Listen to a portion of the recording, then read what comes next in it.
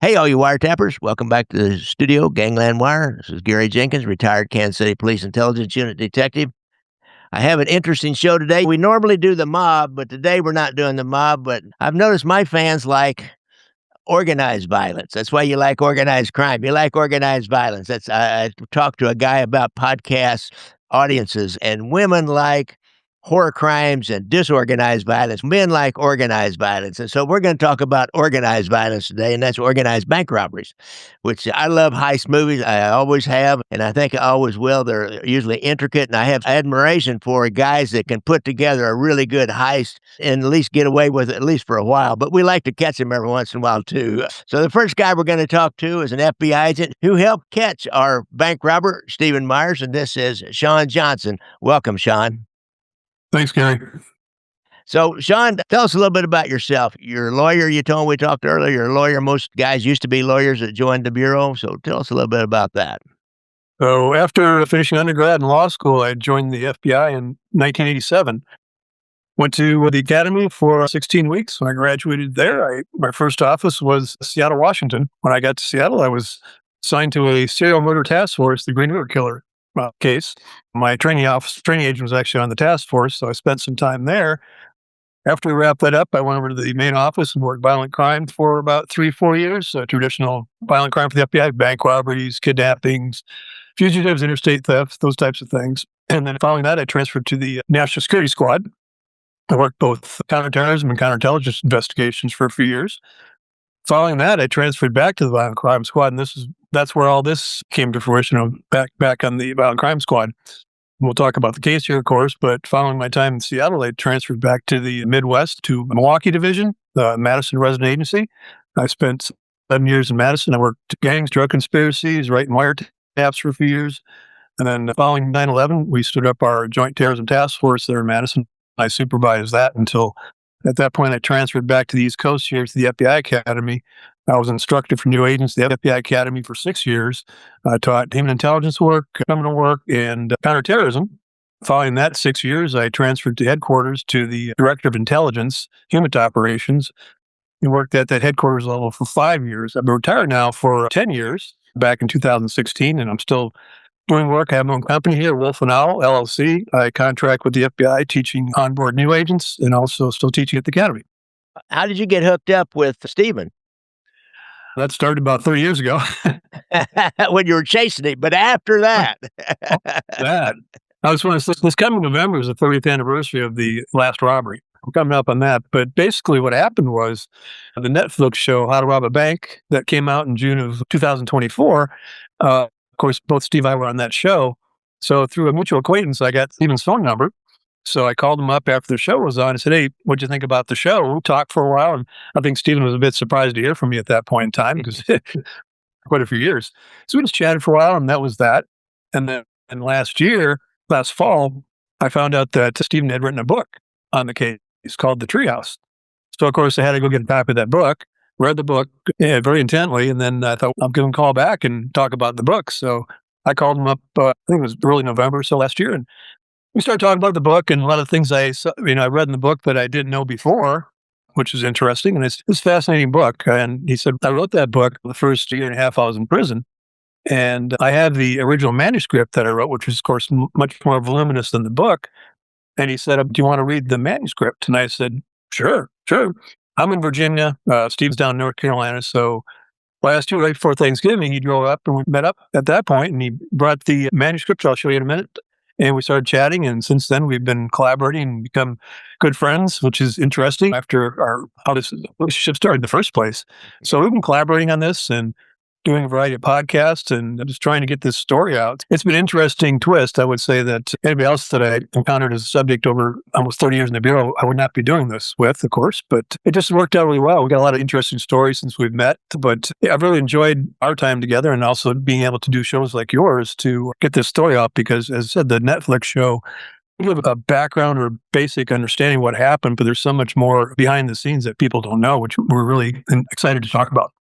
Oh, great. And guys, the book is The Treehouse, The True Story of Hollywood, the Bank Robber by Stephen Myers. So Mentioning Stephen Myers, let's hear about Stephen Myers. Where did you come from? You have a really interesting, I shouldn't call it checkered, but a really interesting buried background before you ended up robbing banks. Tell us about yourself, Stephen. As we spoke a little bit earlier, I grew up in Kansas City, and after high school graduation, I left and started studying in Northern Virginia, outside of D.C.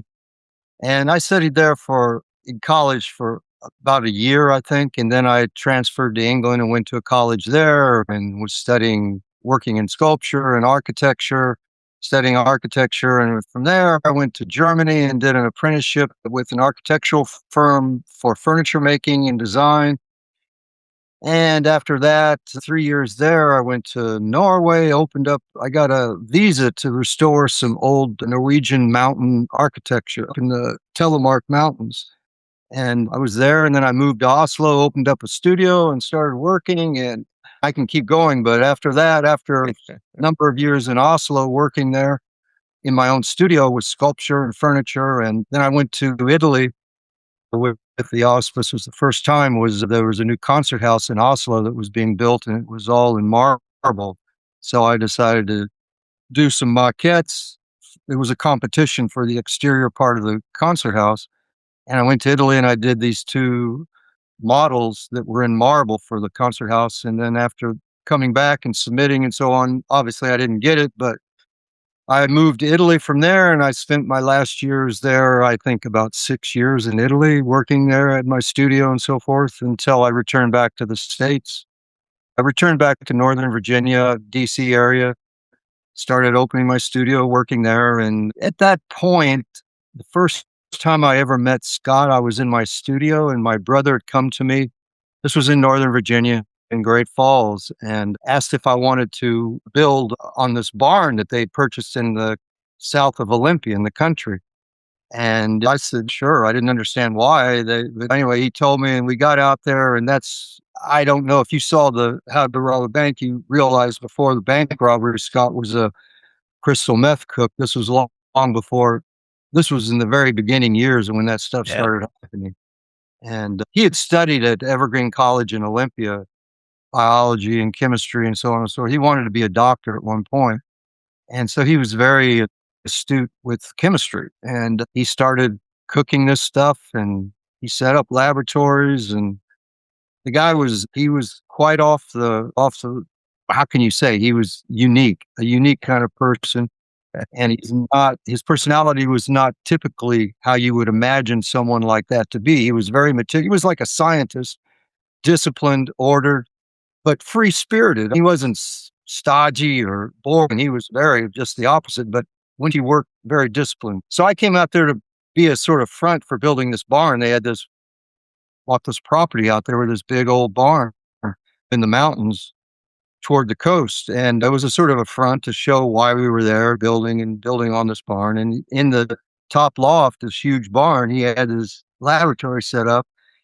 And needless to say, it was a 3-week operation going on there for cooking that he was doing. And we came together there, and while I was working, building, doing what we're doing, I was still helping him in the laboratory. For me, I was very naive. To me, this was just, unbelievably exciting. Look, I've never seen anything like the only chemistry I ever did was in high school in the chemistry lab and doing those flasks and stuff. Yeah. And here we had this serious, I don't know how many cookers he had. I think we had 20 cookers, but needless to say, you have to keep this thing going 24 hours a day, and you got to watch it and manicure it. It's a very disciplined, ordered thing to make. I have to say, everybody's thinking this is right out of Breaking Bad. They must have, before Breaking Bad. I know, but they must have known about this and developed that whole story on this guy. I wish You guys were true, but Scott was very clandestine. He never wanted to advertise anything. And this was, anyway, he saw the way we worked together. We became friends then. That's how we got together. But he trusted me because I'm very exact in what I do, doing the kinds of work I've done, remodeling, sculpture, renovation, antique restoration, all kinds of stuff. So I look at things, even though I may not understand it or I may not know it, but I can learn it. And there's a lot of transferring techniques that take place from one trade or one ability to another. A lot of things in nature they cross over the way things have to unfold. And it was natural for me, and I liked working around it, and it was exciting. And needless to say, I had to learn all of the forensic and legal things. He was telling me, you can't do this, you can't talk like this, don't ever have conversations like this in public, even if it's lighthearted. Don't ever. He knew the law. He knew he'd have been in prison for life if he'd ever got caught, because what he had produced those 3 weeks was about 180 pounds of crystal meth. And he worked with one man that he delivered the product to, and that man distributed up and down the West Coast. And then once it was allotted and money, they met off in the forest somewhere with their old trucks and chainsaws and transferred the money and transferred the product, however it was happened to be. I never met the man, and they never socialized socially in real life, except for the meetings they had in these areas in the mountains, Olympic Mountains or wherever outside of Olympia. So it was very ordered, and he didn't want anything to break it up, but we worked well together. And then we started doing, after Virginia, I moved to Chicago, bought a warehouse there and started renovating that. And he came to help me renovate that. We bought a couple of lofts. And back in the 90s, things were going up in big cities, renovating warehouses and all that. So we bought a little loft, and we would renovate it and sell it. And we just worked well together. He was a worker. He loved, this may sound strange, I always considered him to be an Egyptian. He loved to dig holes. And on his property, where the treehouse was, he had holes, secret holes, military grade containers that were buried, and all of his stuff that he kept there. Everything was done orderly, but he was a worker. That guy could work. The treehouse is testament to that man, what he did. And not that other people. The treehouse was down in the woods there, and yeah, he had 19 acres in Olympia, and he had a cottage that was a small little cottage that I ended up moving there to help renovate it. But the treehouse was in the back of the property with the forest, and he had started building that treehouse when he was in Evergreen College studying. Okay, all right, and that's where you cooked the meth. Yeah, that was. It ended up, there was another huge operation, another huge cook job we did up in the treehouse one stormy winter. This was years after what I just exposed to you. And this treehouse was the focal point of everything this man did. This was his creation. This was his soul. This was the sort of myth of what gave him the power to do what he did. And people came, people went.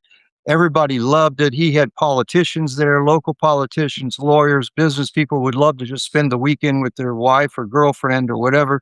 And he was very magnanimous and let people go up there. And it was known, but it was unknown. He paid off the local building inspectors, permit offices, so they couldn't come out and have it shut down. And there was nothing to code about any of that. Every year he'd go down and pay him $5,000 or whatever, just to make sure everything, because it was getting known, and that was what he was afraid of. So he had to pay these people off to keep it silent without being investigated. Yeah.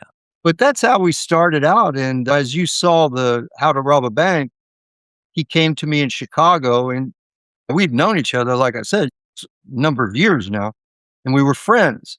And he came after this debacle with his partner with the crystal meth, was murdered. And that's when he quit that whole business. And he no longer wanted to be in that world, because he never dealt directly with the drug world, but he didn't really enjoy it. It was just his creation was the material, was the product. And that's what he was. He obviously enjoyed the money. That was his lifestyle. But in his mind, as he told me a number of times, in his mind, he always had this goal of robbing banks. It was just this inspiration he had. He said growing up as a child, he used to think about it, and he didn't know why, but it was just something that was there. And then after this episode happened with that partner of his, he decided he wanted to do it.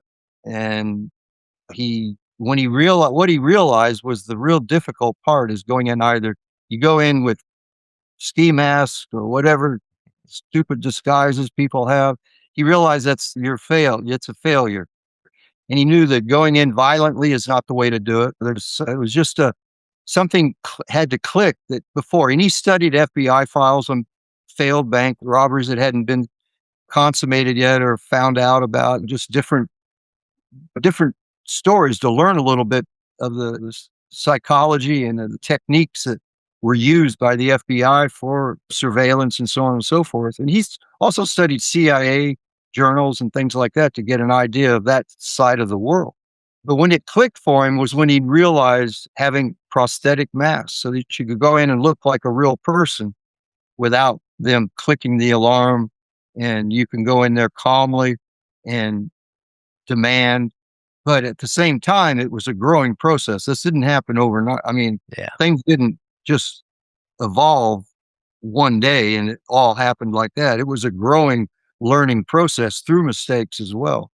But he came to me. The first robbery he had was a kind of a debacle, as Shawn can explain to you. It was a real humorous operation. He was lucky they never got caught. I wasn't involved in that.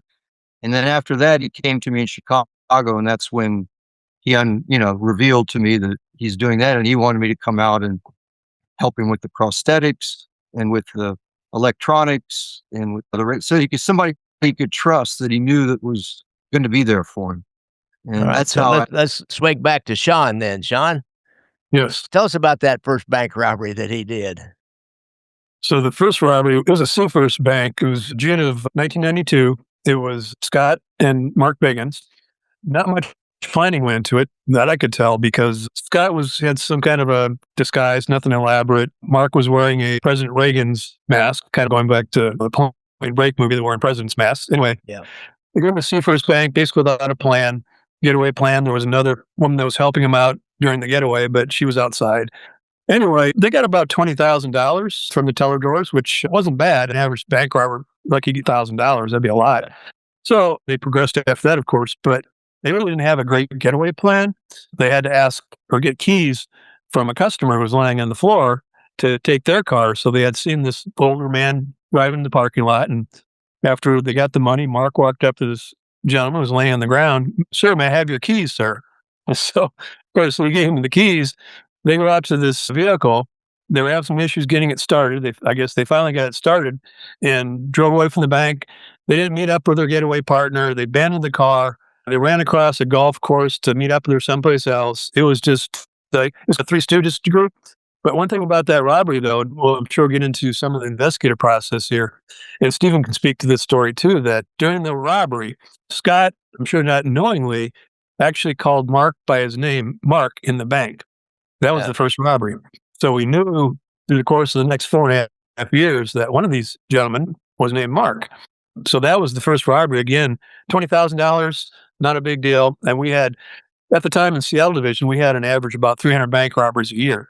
So that was just another bank robbery to us at that point. And nothing exceptional, nothing that really stood out. The amount that was taken was more than usual. But other than that, it was just another bank robbery for us. So did you form that task force because there were so many bank robberies, or did you form it because you realized there was one crew doing a lot of real high-end bank robberies?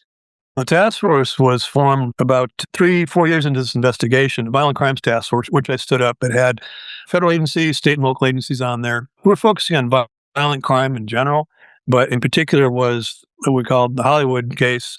That was our main focus, was Hollywood. So that was every day was something that our operation was geared towards is that investigation. But that was formed about a year maybe before the last robbery. But again, it was not just bank robberies, but the primary focus was Hollywood. Okay. And a guy like that, you can't go to your street informants and say, "Hey, who's spending more money? Who just bought a new car? Who's flashing a lot of cash? Who's bragging about a big score he had?" All those sources were done for you. You just had to wait until he hit again. Yeah, and once I became the case agent, lead investigator on this, the FBI, and that was about a year or so into this 4.5-year spree of robberies, I started looking at the robberies, and we, law enforcement, was in a reactive mode to this. React to this robbery, react to that robbery. And then we keep reacting. Maybe sooner or later they'll make a mistake, but that's kind of on them. So I decided to kind of change the focus from reactive to proactive, and that's when I started working on this case, looking at it, deep diving into the robberies. We could talk about all the things I was looking at, but coming up with a strategy, because if we let him rob, sooner or later they may make a mistake. They did make mistakes through it, which I took advantage of. But at that point in time, we just had to come up with a plan. And that's what we did. And that ended up Thanksgiving Eve of 96. But a lot happened in between there. A lot happened with these guys, and a lot happened with us. And come up with a pattern. Could you come up with a pattern pretty easily? Could kind of be a certain kind of bank at a certain day and put a bunch of different crews around town, or how did you? Eventually, we set up a Hollywood operations plan. What I looked at was the time of the day. Typically, they did 19 total robberies. 14 of those were typically Wednesdays, Thursdays, and Fridays at about 11 o'clock in the morning. So 14 of the 19. The other were generally around 5:30 p.m., Wednesdays, Thursdays, Fridays. So I don't know if they actually knew they were predictable to some degree, but I looked at that. I looked at the banks they were hitting, the size of the bank, the location of the vault, the neighborhood, the streets, ingress, egress from that location, looking at the weather conditions during the robberies, again, the time of the day of the week. Took all that into consideration when I came up with my plan eventually to install these tracking devices, which ultimately was what caught them. But Seattle's a large city, so we had to come up with a plan. I looked at likely targets. There were hundreds and hundreds of banks. At that point in time, Seattle was expanding, it's booming. Boeing, Microsoft. People think of Seattle as a coffee shop in every corner, which there was, or Starbucks. But there became banks in every corner. They're expanding hours into grocery stores. So it was a target-rich environment for these guys, and there's plenty of opportunities. And of course, Stephen was on the other side doing the same thing I was doing, planning targets to hit, routes in and out, communications, what we were doing, what Seattle Police was doing. So it was a cat and mouse game and back and forth. And of course, we were trying to guess what the next step was from each side. So I always enjoyed working bank robberies. I thought it was an interesting challenge. This one, head and shoulders above everything else I worked in 30 years. But I enjoyed the challenge. But for me, over the course of the 4.5 years, it became, you in law enforcement cases just become your life every day. Yeah. That's what you wake up thinking about. That's what you go to bed thinking about. That's what this case was for me. Now, Stephen, did you wake up and go to bed thinking about doing a bank robbery and wake up thinking about doing a bank robbery? And so tell us, Stephen, tell us that other side of what you just heard, what you're planning and how you reacted and your source of intelligence into these banks. So tell us about that, Stephen. Well, in the beginning, when I first started out with him, the takes on these banks were, this was before we started entering into the vaults, and they were always the teller robberies. And I became very frustrated in the very beginning with it. And it was through our mutual collaboration. I said, listen, I can't go on like this with just doing these Mickey Mouse little $5, $10, $20,000. It's stupid. Stephen, if I may, I just want to interject. So that first robbery, 20,000. Second, 8,000. The third robbery, 9,000. The fourth robbery, 6,000. So they were getting an average, but he was going to talk about that first bank. Actually, the fifth robbery, they actually went in the vault for the first time. And that's where our game stepped up, because teller drawers, or whatever. Now you're having takeovers of banks, you're going to vaults. That's a totally different scenario. So I'm sorry, Stephen, go ahead. No, that's good. No, but the reason I kept pushing and pushing, I say, listen, we have to do the vaults. Scott always wanted to do the vaults, but he didn't feel like he had the inside information, the technology for our radio frequencies and so on. So he was always afraid that we wouldn't be able to communicate if he were in the vault. And I said, listen, man, the doors are open. There's not going to be any difficulty reception between me calling you out. And I said, if you're in the vault or you're at a teller and I have to call you out, it's the same thing. You're going 3 foot away from the door and it's right there in the bank. It's not any different. And so what he said, let's do something to try to make sure our receptions we had Motorola's pre-programmed to our own personal frequencies at 400 something megahertz back then. So they were high professional walkie-talkies for us. The same thing the police would use, only we had our own frequency. So what he did, we went in the evening, late in the evening, to a grocery store or Safeway. I was maybe 3 blocks away or something, and he went in and went into the freezer. I don't know how he did it. I don't remember, but it's pretty humorous. And he goes into the freezer in the back of the store, and we communicated. It was easy. It was no problem. Everything was weird. So that gave him the confidence to do what was needed. Of course, we would have, before our surveillances, we normally would have 2 or 3 banks that we would be working on for surveillance, ingress, in and out of the bank for him and for the getaways, where his getaway car would be. If we were to let the bank see the getaway car, or not see it. If we left it for them to see it, then that means he was going to change over into another vehicle. We only did 2 times where he would get into my vehicle, twice or 3 times. I'm sorry. And other than that, we always had an extra vehicle set aside for him to board in. Or if not that, I was always shadowing him within a block or two where we could rendezvous and meet up, and I would take him if he had to abort from his vehicle, if it was identified. And I was always listening to the police if there was any identification of a getaway vehicle. And so anyway, once I convinced him, or we both can, I would say, I'm not trying to make myself sound like I did it, but I pushed him because I said, I can't go on doing this for these Mickey Mouse little things. But it was an experience for us. It was an experience for us knowing, developing the disguise, developing the wardrobe, developing the time of the year. We realized if you're in the summer, you have to dress in a certain way. And so he would have his taser, he would have his gun, and you have his radio, and it all had to be camouflaged. But you can't. And the winters were nice because you could get big parkas on, and everybody in the Northwest has these big parkas, so you can cover up everything you need to cover up. But in the summer, you had to do it differently. And, this is how we did it. And then as far as surveillancing the banks, we would have our friend whom was a close friend of Scott's years before all this happened. We would have pay her to go and surveil a bank, tell us where the vault is in relationship to the door, in relationship to the teller counters, and so on and so forth. And just generally things like that, getting a schematic of it.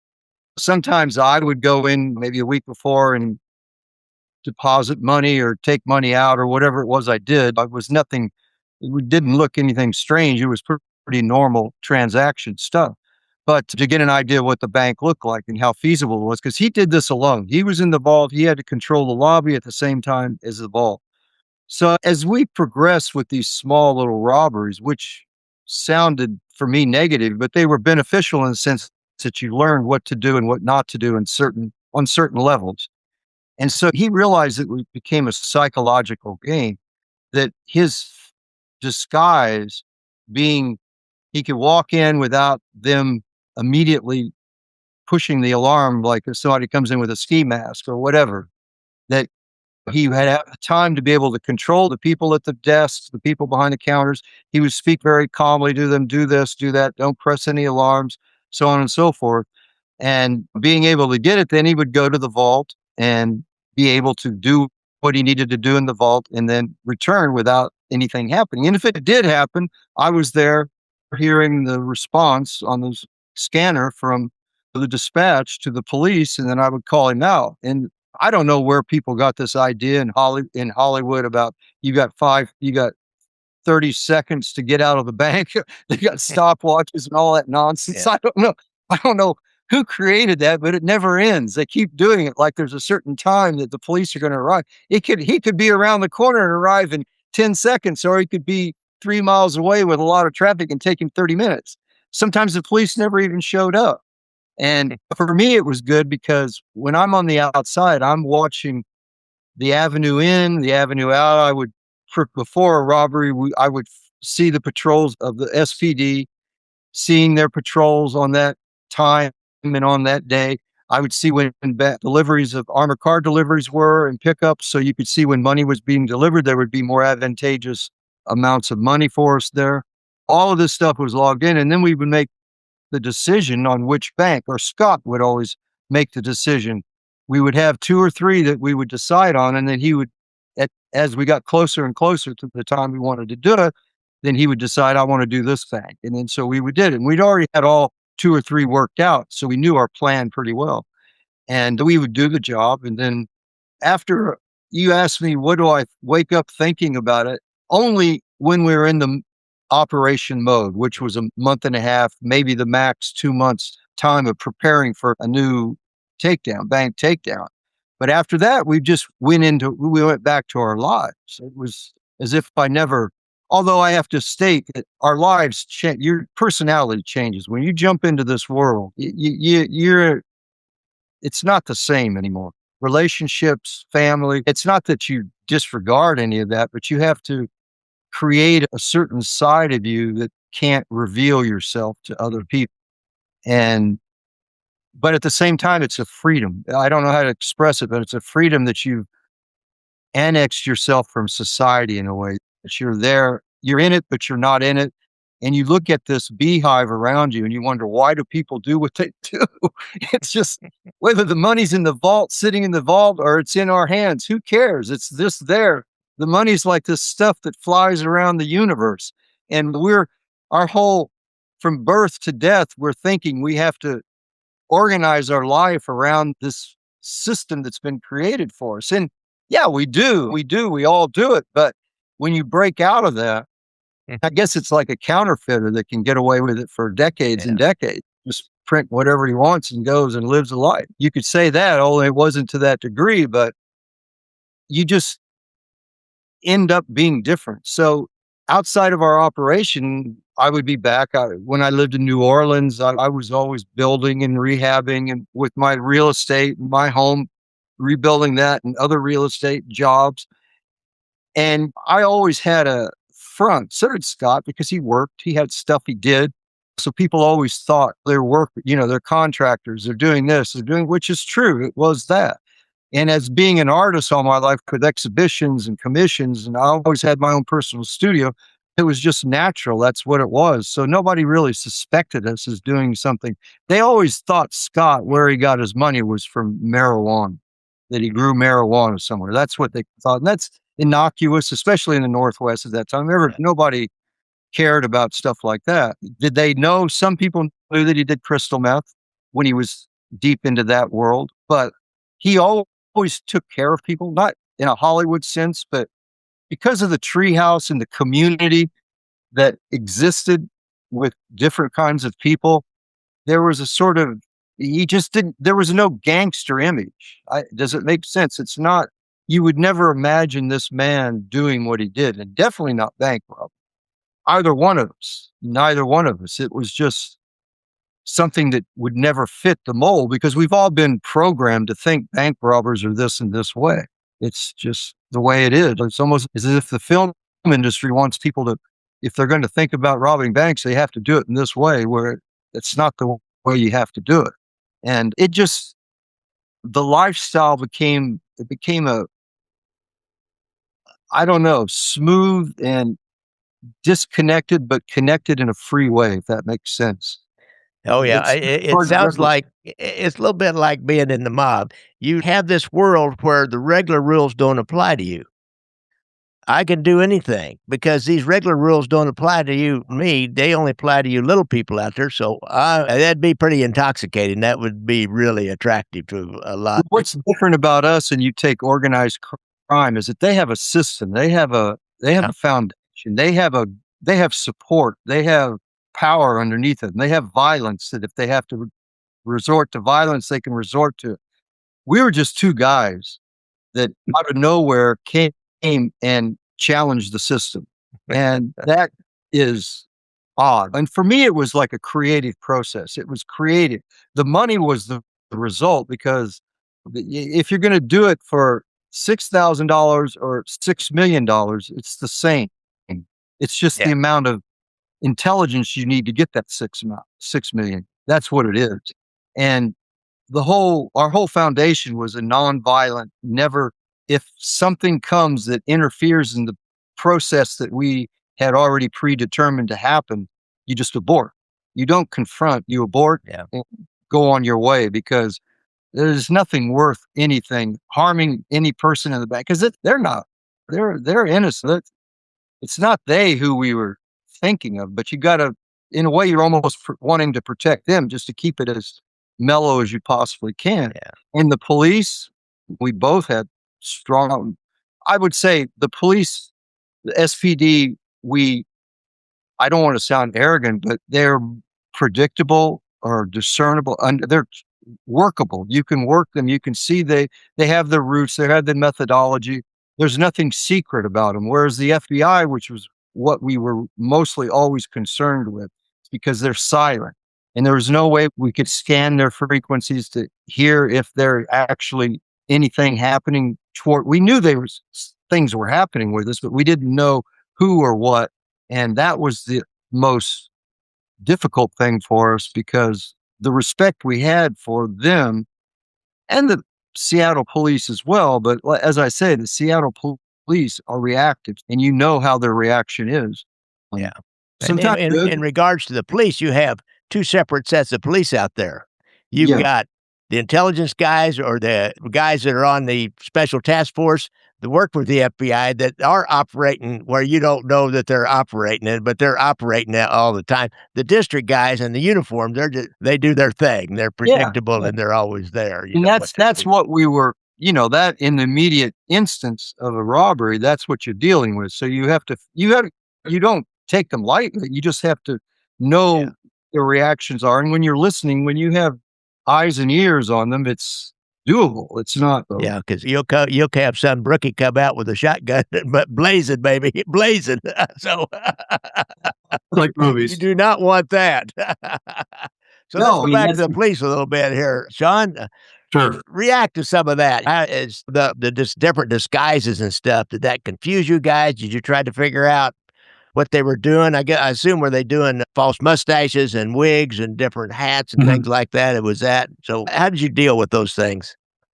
I guess I would start with the fact that when I became the case agent, we hadn't gone to the media about this because sometimes the media can be your friend, sometimes they're not your Yeah. friend. Right? So I decided to, what the heck, at that point in time, we didn't have any clues at that point. No evidence, no nothing up until robbery number 7. It was just one after another. And when robbery 6 happened, which was the second time I went in the vault, they got $250,000. So all of a sudden, now the game's stepping up, right? From 8,000 to $250,000. And that was Now, about a how year. did, I have to ask, how did Yeah. they get $250,000? Normally, a bank, was this some central depository? Did they have some special insight? These guys maybe had some insight too. They had certain branches that maybe are a feeder branch for other banks in the area. So, armored car got delivered the day before. So you knew there was a lot of cash, and that all came out of the vault. But that pretty unusual, of course, but they did their homework. So Yeah. that was the first big take, was that 6th robbery. So right after that, I decided to go to the media. And we knew the surveillance photographs. At that time, security devices typically were bait bills, right? Pre-recorded denomination, serial number, series year. But that would have helped you if you found that maybe later in a search warrant, you could tie it back to a particular bank. We had die packs. Scott actually got a die pack at one of the robberies and dropped the money. And I used that to my advantage later on when I was installing tracking devices in the vaults. But so they got a die pack. He made mistakes. They made mistakes, right? But it was a learning curve. So going back to the media, I was interviewed, my pictures in the paper. I had photographs, surveillance photographs in the back of me. It was like a 2-page article just describing everything that happened up to that point and asking for assistance. Anybody who knows this person has a lead. And I put in that article also that at least one of these individuals was named Mark. We had tried putting the surveillance photographs in the papers because we had a program at the time called Rat on a Rat. Hopefully somebody would call in. I recognize that person. And I knew it was one in disguise, but I thought, we'll give it a shot, right? So I put Scott's picture, Hollywood's picture in the paper, and I got some calls from folks, so I know who that is. And I said, how do you know that? He said, I know somebody who looks just like that. And I said, if he looks like that's not him, he's wearing disguise. We went to the media, put the article in the paper, nothing happened. We got nothing out of that. Right after that, these guys did 2 robberies in Portland. So it was a total of 19 robberies. They did 2 in Portland right after that, which weren't very successful. And then after their 14th robbery, Stephen was talking about, they used vehicles that they purposely left behind for us. So that was the first robbery. After about a year, 7 months into it, they left behind the station wagon. So we recovered that. I went to the previous owner and had an interview with him. They had purchased that car about 2 months before the robbery down in Tacoma, Washington. And so I knew at that point in time, at least a couple months in advance, as Stephen was talking, these guys were prepping, planning for this. So they purchased that car for $800 cash. Nothing came of it. But we got a composite sketch of the person who bought the car, thinking it might be one of our subjects. Turned out that Stephen and others had hired people to go buy cars for cash, so it never traced back to them. So that was the first thing we had. We did recover another vehicle about another year later, and it was another station wagon. Same thing. I brought the previous owner up. Hey, look at the car. They bought it for $1,200 cash about 2 months in advance, and that was in Kent, Washington. So Kent's just south of Seattle. So I knew somebody out of this group was operating in this area, Kent, Tacoma, Washington, 2 months in advance. So then when I interviewed the previous owner, I said, anything different about this car when he sold it? He said, yeah, those are new tires. those were not the tires on that car when I sold. So I was able to trace the tires, the serial numbers of tires people don't know, trace those purchases back to a tire shop in Tacoma, Washington, around the same time the car was purchased. So again, we had activity down in those areas south of Seattle 2 months in advance. So somebody had to be in that area prepping all this work. And of course, they had purchased the tires for cash, over your credit card or check. Of course, they wouldn't do that. So as it slowly went on, we're getting a little ahead of the game, right? But for the vehicles, it was a dead end to some degree. At least I knew their area of operation a couple months in advance. So that's something Steve and I have talked about. But came up with another sketch from that vehicle. Again, nothing. And that's where things started gearing up. And that's where I came up with our operations order. We set up surveillances. That's when I got the tracking devices put into the banks. But that's where it kicked up. We had a reward at that point in time, which First Wells Fargo put up for $50,000. They eventually got paid out. But so anyway, we're just trying to progress with these guys. What's the next step? What's the next bank? What's the next day? What's the next time? So just trying. I went back over all the files, all our case files. Again, looking at particulars about the banks and neighborhoods and streets, as I said before. So, trying to come up with something predictable on their end, which it was a bit for me. Because again, trying to be proactive about this ended up being the last robbery that they took the tags. But so that was the progression of it. Again, we had some information, we had some intel on it, but we had no informants. As you said before, nobody's going to say, oh, that's the bank robber. It's not going to happen, especially in bank robberies. It just kept progressing, their sophistication was going up.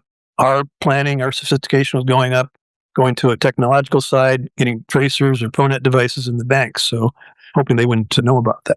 All right. Now, Stephen, on your side, we'll go back to Stephen's side. How did you gather your intelligence on the money being in the bank? Was that just from an armored car delivery and then you would hit it the next day or two? Or what was the thought going into figuring out how much money was inside that bank? We had partly that, just from a process of elimination, but we also hired a female friend of ours. We paid her to go get hired in the First Bank. So she worked in there as a teller for about a year and a half. And so she gave us all of the security protocol manuals and told us things, and she would let us know. We never took her bank that she worked in, but we got an idea. I can't remember all of the details, but she would tell us that the deliveries were such and such, and normally we would have this amount of volume coming in. And normally, especially before holidays like 4th of July, Thanksgiving, any major holiday, Thursdays, and if it landed on a weekend, for example, 2 days before the weekend, that a lot of money would be sent to these banks, all these branch banks and everything, because people use the ATMs during the weekends when the banks are closed. There's just a lot of volume of money.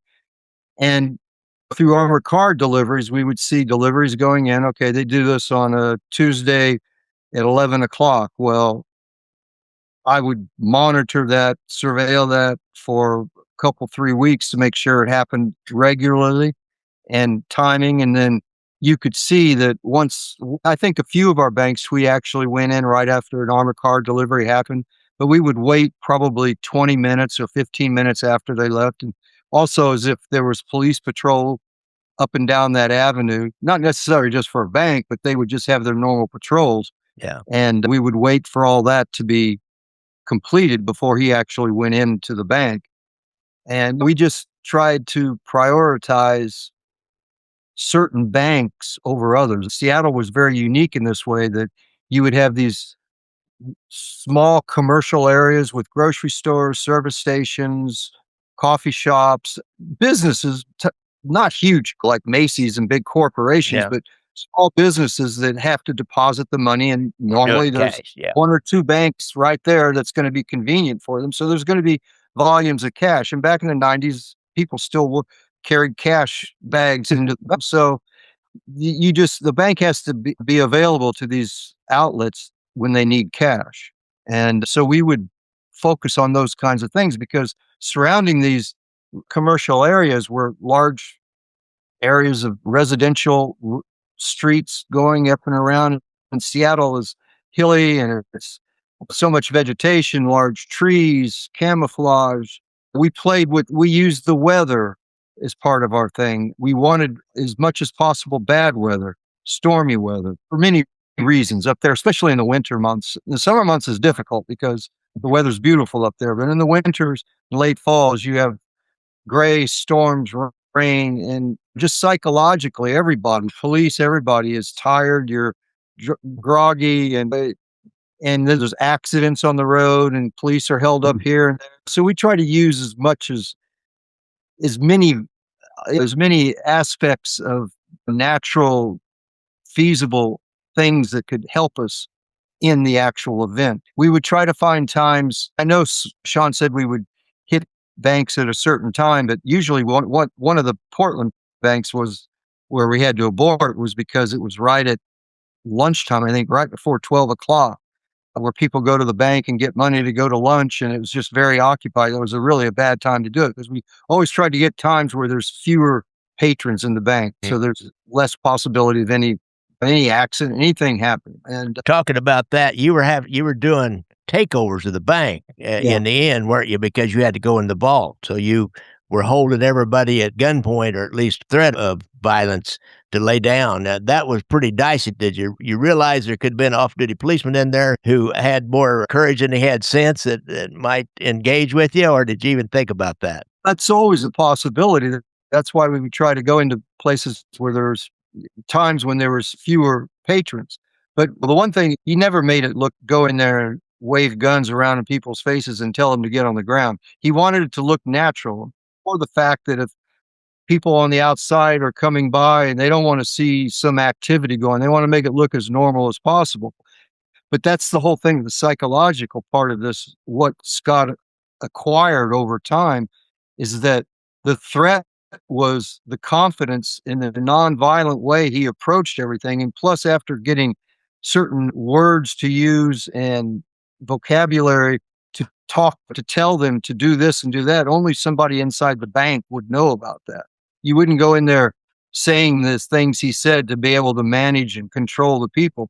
He was nice. And then his whole philosophy was, if something happens and if I go in crazy and screaming and yelling and something is to take place that's confronting you, then what do you do? If you go in there calmly and somebody is disobeying what you were trying to do and standing in line, you just say, ma'am, no, don't go outside the door. You stay right in line. This will be over with. You know do you see what I'm saying? He always tried to make it as minimal as possible. And because of that, psychologically, I think the people realize this person knows something that I don't know, or he understands what's this bank's about. And this is what he was imparting to me, because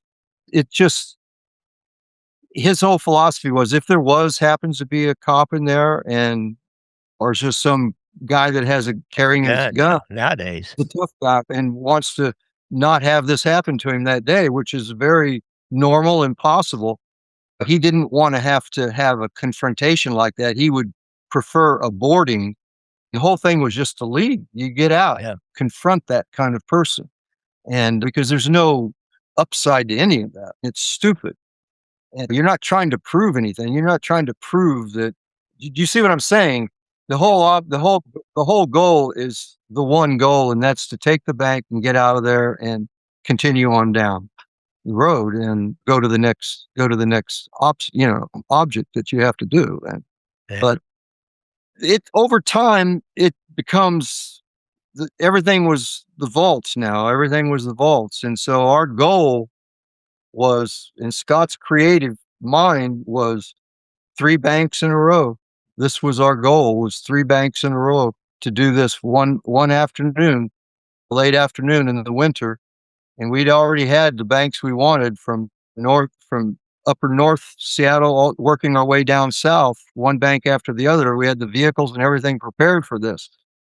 And then that's when we found out that the Pronet tags were put in the banks, and that we had to abort that operation. And that's what drew us into the final one that took place, because we couldn't do 3 with Pronet tags, and we didn't have the facility at that time, when you don't have internet, you don't have all of the things that you have today to find out information.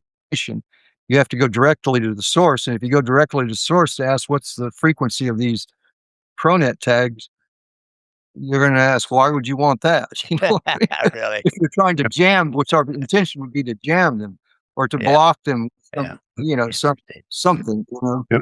Let's go back to Shawn now, and we start to wind this down. So, Shawn, tell me about these ProNet tags, and Shawn, tell me about some of the victims that you interviewed here. Were they? How were they? I think there's some victims that are really overly traumatized by just the fact they're being robbed. I had an in-law that was. I started kidding with her about it, and she started crying just because she had been robbed, and it was a reasonably normal, put a gun in your face, give me the money kind of robbery. So Yeah. talk about those ProNet tags and then about the victims you talked to. As far as the ProNet tags, so it was about 3 months. It was August of '96 when I organized that effort with the local police department, with the company out of Texas called ProNet, with the banks themselves to install these tags. And since they were doing vault takeovers, I decided to put the tags, at least 2 tags, in the vault of the bank. Now, we had hundreds and hundreds of banks, so I had to be selective on what targets I thought were likely. So I think at the end it was probably a total of 60 banks I put these tags into. And we caught quite a few people on those. And generally, we had the tracking devices or the tracking mechanisms in our vehicles. This PD did. We had the towers around the city, so hot and cold, you could follow it up to the point where you pull up behind the car, and that was them. They had no idea how they got caught because they had no idea they'd taken a tag. And it's just like this. It's just a bill. It would go there between 20s. This is one, and the devices inside this. So it's not like a die pack where it's that thick. This is, and again, that last robbery, they had $1 million trying to find these and $1 million of cash. Yeah. Seriously. So anyway, we set up those devices. We started our surveillances about 3 months in advance. And what happened was we were trying to keep that technique undercover, Yeah. behind the curtain. But at one point in time, there was a bank that had been robbed in the Seattle area. I think it was Bellevue, I think. But it got out in the press. These 2 kids basically had been caught on these tags. So now the cat's out of the bag, right? So I assume they knew about it, and it was in the paper. So what these guys did was less than a week before this last robbery, they hit a Wells Fargo bank, and Scott wore a ski mask and a big dark overcoat. MO completely different. Took the tags from the teller drawers. It wasn't much money, but the purpose was not to get the money, but to find these and figure out how to defeat them, how to find them, how to defeat them. So it was, and at that point, we had no idea that was Hollywood because it wasn't typical, wasn't his MO. But these guys, again, talking about planning, they didn't care about the money. They just wanted to see these and figure out how to defeat them. So, and as far as the witnesses are concerned, I interviewed hundreds and hundreds of tellers, employees, customers. When you talk about bank robbery is a violent crime, of course, force, violence, fear, intimidation. I think Scott used the intimidation factor the most because he walked in, and the thing was with the tellers, he hit 2 different Seafirst banks 3 times each. That's unheard of. Hit the same bank, 2 different banks 3 times each. So by the 3rd time he got in those banks, he walks in, the tellers know him. Oh, he's back again. And I'm not making fun of or making light of it, and I think one of the banks, the teller, Scott was filling up his bags and he was running out of room in his bags. One of the tellers offered him another bag to fill up more money. One of the tellers, when he was leaving, said, "You're not coming back here, are you?" So I don't think so. So I'm not saying it wasn't traumatizing for folks, but the whole situation just got very unusual. But yeah, when you're involved in a bank, I don't care if they're carrying a weapon or not, especially with the victim teller, that's a traumatic experience. Right. And we had a lot of tellers who said, "I'm not doing this anymore," because again, with Seattle, 300 plus robberies a year, these guys wasn't just a one-time occurrence for these employees. It was happening again and again. So a lot of them found different careers to get out of that scene and possibility of the next one coming back in their bank again. So that's where we're at that point. So now we get to the last robbery. Right. And Stephen was mentioning about crowd control in the banks. Most bank robbers came in a bank. If they're in 30 seconds to a minute, that was a long time. In and out quickly. And I'd say majority of bank robbers, they weren't there for getting the vault. They were there for getting money for drugs. They got $1,000. They spent the money. When that ran out, they went back. And maybe 2 or 3 robberies, that was it. And they anticipated or expected to get caught. That was part of the game. Not these guys, though. So that last robbery, Thanksgiving Eve, it was about 5:45 when they actually went in the bank, both Scott and Mark. It was very busy even. It was Thanksgiving Eve, so lots of people around, very crowded bank. And the alarms went off about 5 minutes later. These guys were in the bank for almost 5 minutes. That is a long time. It's a long time to expose yourself to what could happen. And of course, Stephen was out in radio communications with Scott. They finally got called out again after 5 minutes, and they walk out of the bank with over $1 million. That previous to that, they had $1 million.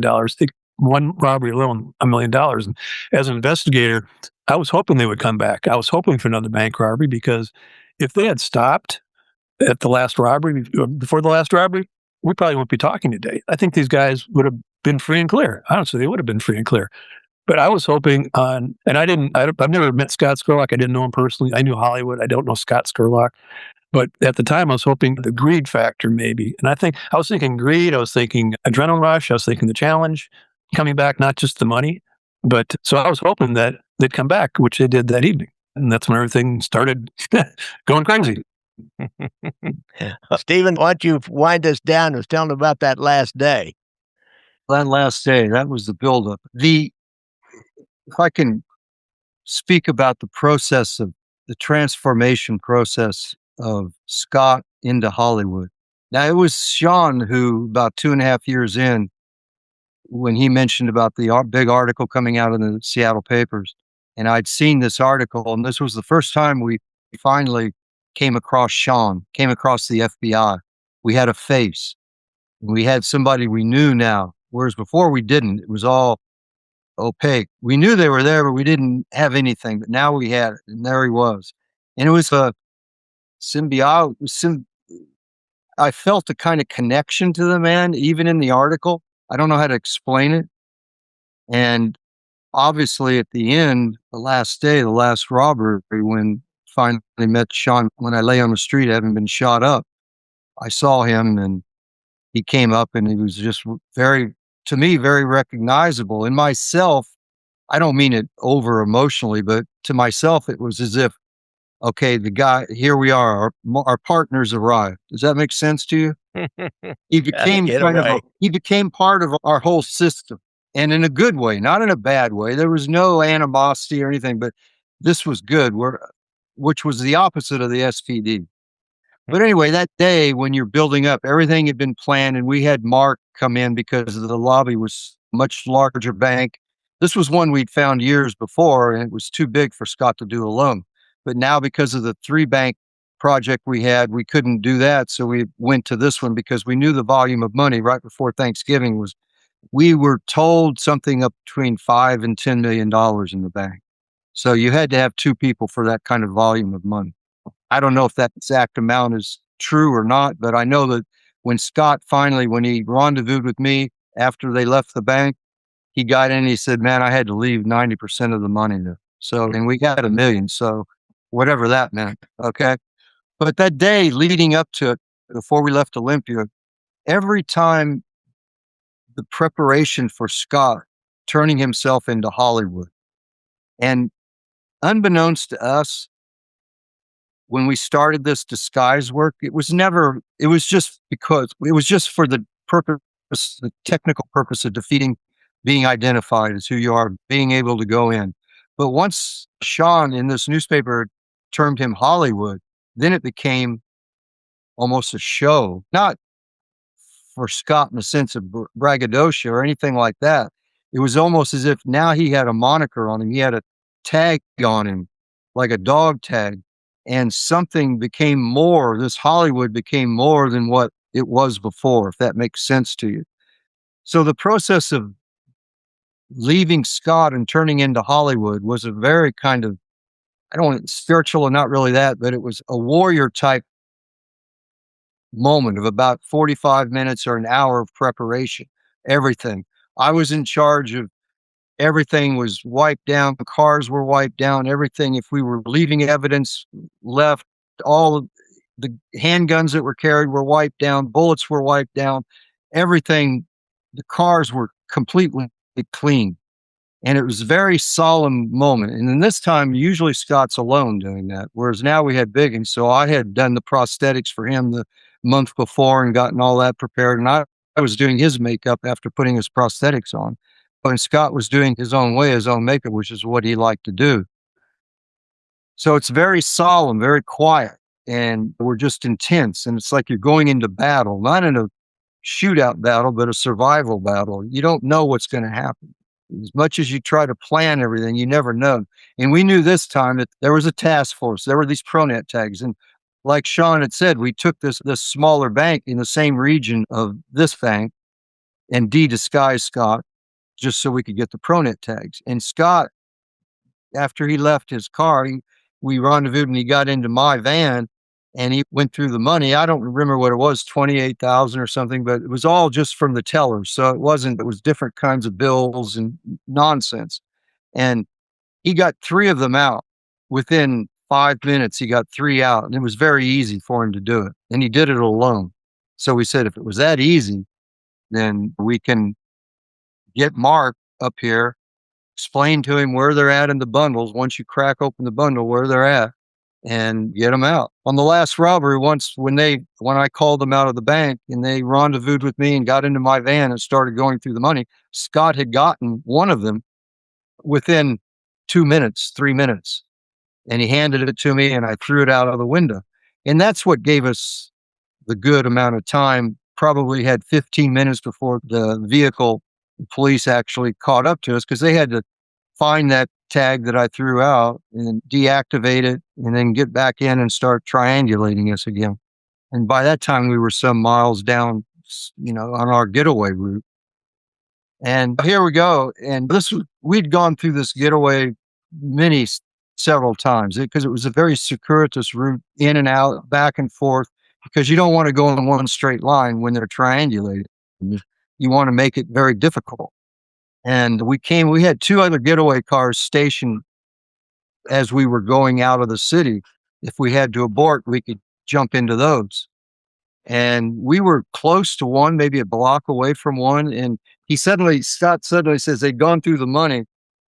And he suddenly says, I need to drive. I got to drive now. I go, man, we can't stop. We're not driving. And he said, no, I got to drive. I know the town better than you, which he did, but it didn't matter because I knew I've been there. I knew what we were doing. We were arguing for a minute. And he's a very stubborn guy. And so I jumped back and I look at this chaos. They didn't have any order in putting the money aside. It was looked at and it was just chaos. And I go, God almighty, where do you start? And there he is in the driver's seat. And this transaction between that was maybe a minute. And then he gets in the driver's seat and he starts taking off the jacket that he had to put something else on. And you've got to understand, this was a howling rain, one of the worst storms I've ever seen in Seattle, winds so nobody's going to see anybody inside the van with you. And I said, Scott, get out of here. Get out of here. You got to go, man. What are you doing standing here waiting?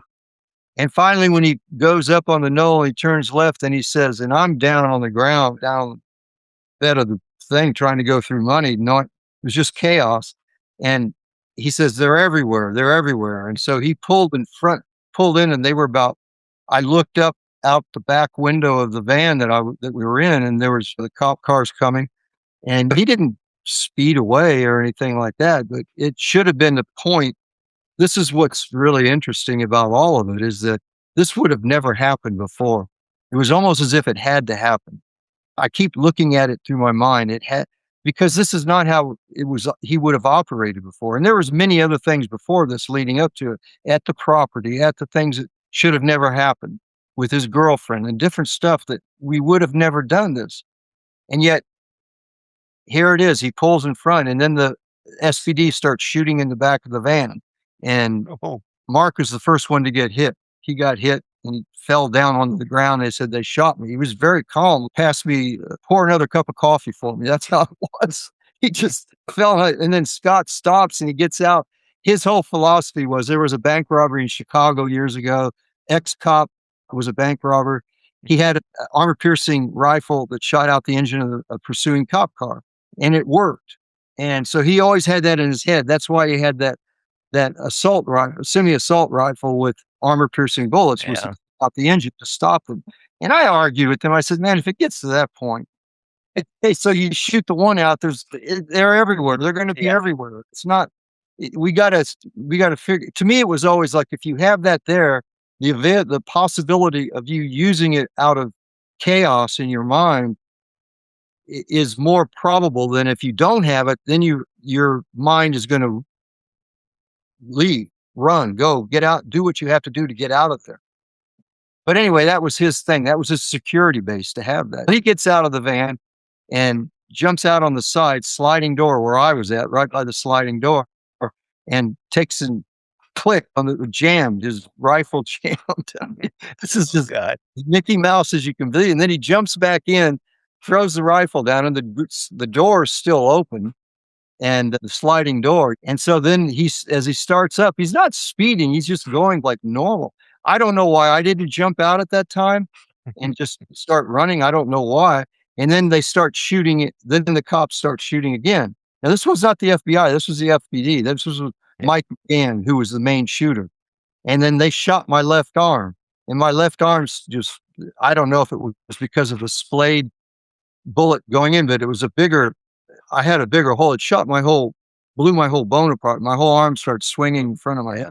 And I screamed out, just hellacious horror scream. Those motherfuckers, they shot my fucking arm off. It's not stopped again.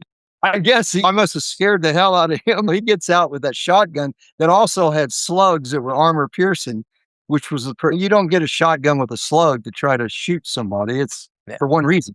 And I think he was on the side of me, and I could hear one shot. I don't know if there was two. I don't know. They said there was two, so it must have been. And evidently Mark, when he was laying flat, he took his 9mm and shot out the back window just over his head. I never heard that. I was right beside him, but you know how those things go. Anyway, it all happened. We were shot up. Then Scott goes, after they shot my arm up, and he lodges the van up against a tree or a bush in a yard and aborts. And then you just hear shooting going on everywhere. There he goes. There goes that motherfucker, killing. And the SPD are just shooting wildly in this residential neighborhood.